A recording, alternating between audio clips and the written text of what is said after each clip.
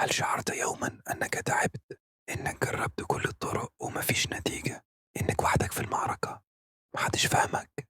اسمعني، أنت مش ضعيف، أنت أقوى مما تتصور، أقوى مما يقوله الناس، وأقوى حتى من لحظات ضعفك. كل إنسان بيمر بلحظة يحس فيها إن الدنيا وقفته، بس الحقيقة الدنيا عمرها ما وقفت. أنت اللي وقفت. وقفت لما صدقت إنك فشلت، وقفت لما بدأت تشك في قدراتك، وقفت لما نسيت إنك كنت بتحلم. لكن دلوقتي اسأل نفسك، هو أنا فعلا جربت كل حاجة ولا أنا استسلمت بدري؟ خليني أقولك الحقيقة اللي محدش هيقولها لك.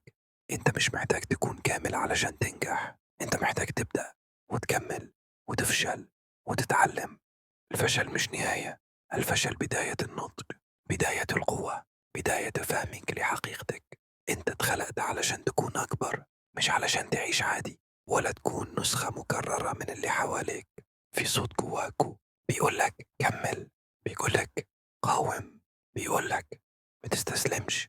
ويمكن حاولت تسكته، لكن دلوقتي خليه يصرخ جواك، خليه يوقفك على رجلك، خليه يفتكرك مين كنت زمان ومين المفروض تكون دلوقتي. إياك تستسلم، إياك تنسى حلمك، إياك تعيش عمرك تقول يا ريتني كملت.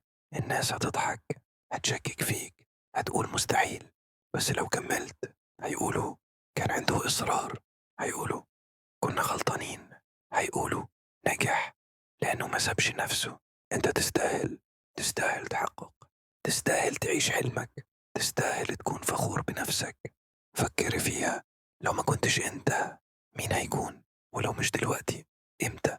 انهض، كمل، قاتل، وخلي كل يوم يقربك من حلمك، مش علشان الناس لكن علشانك أنت، علشان الشخص اللي جواك، اللي تعب من الانتظار، اللي صبر كتير، اللي آن الأوان يعيش الحقيقة.